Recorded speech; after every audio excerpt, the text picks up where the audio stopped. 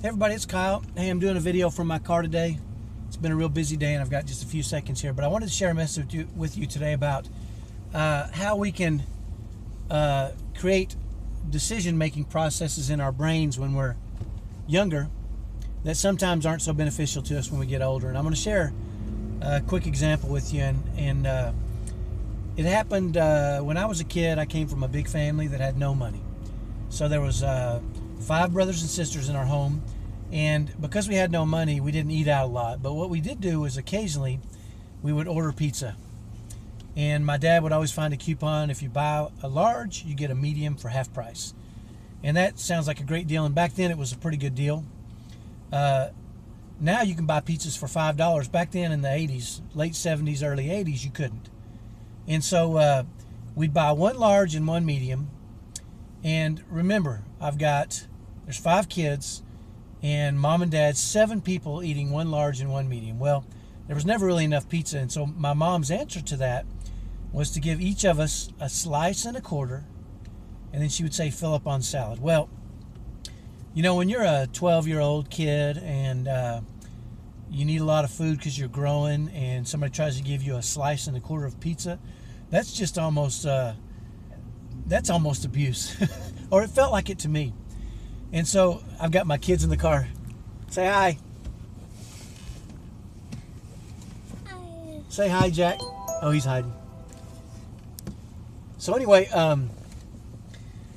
it felt like abuse to me, and I decided right then and there that when I grew up and I bought pizza for my family, I was going to buy enough where there was plenty for everybody, because it made me so mad to have to eat a slice and a half. It was like a tease.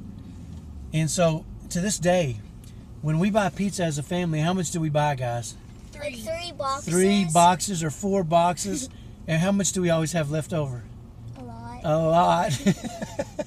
Because it was something that I made a decision at that moment in my life, an emotional decision, and I've never been able to shake that. Now, even though I know what that decision was. And so sometimes in our lives when we're younger, and this happens a lot of times, we have these key decision moments. I call them KDMs, right? And usually they happen when we're in a heightened emotional state. In those key decision moments, we decide something, and that something may or may not be good for us. You know, we really don't need to buy 3 or 4 or 5 pizzas as a family every time we buy pizza. It's probably too much, huh? But I can't help myself, because it was a key decision moment, and I'm always gonna. That's something I decided that at that moment. And so, you know, one of the things we do on our Insiders group is we talk about how some of the key decision moments we may have made in our lives that were not productive. Now, I know mine was kind of silly. Pizza's not that big a deal. But let's say for instance, your little brother has a quick temper, and if he doesn't like what you say, he throws whatever he has at you. And you'll go tell your mom, because your little brother shouldn't be throwing a rock or a stick or whatever he has in his hands at you. And mom's response to that, a toy truck, Jack said. Mom's response to that is, well, you should know better because you're older.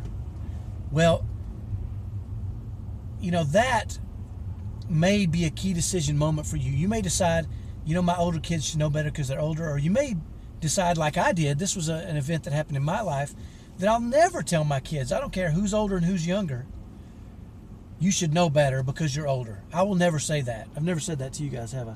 No. That's because y'all are twins and y'all are the youngest. But I've never said it to their older brothers either.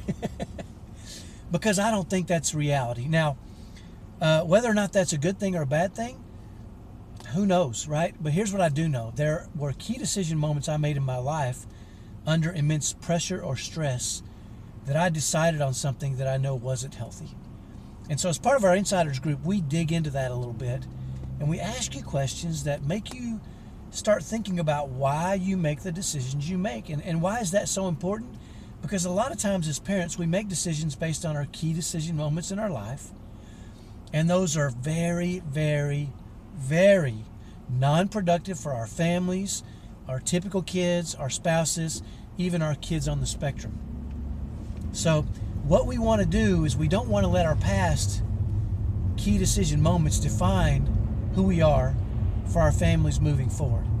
Sometimes they're necessary, and that's okay, but so many of the decisions we make in our lives are based on what we decided to do in a heightened emotional state, and that's never a great time to make a decision.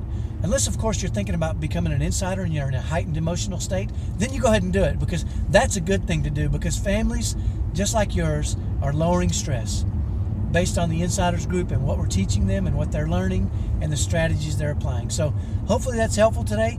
Think a little bit about it. What are some of the key decisions in your moments you've had in your life where it's really shaped the rest of your life and how you make certain decisions? And ask yourself, is that productive? Well, if you want to do the full program on that, there's a video specifically to that, and there's a worksheet, and you can check it all out. So do that. Don't let key decisions, moments in your life in the past that are unproductive for you now hold you back from being at your best for your kids. Right, guys? Mm-hmm. Yep. Be a good daddy and be a good mommies, and do what's right for all your kids, especially your kids on the spectrum. They need you at your best.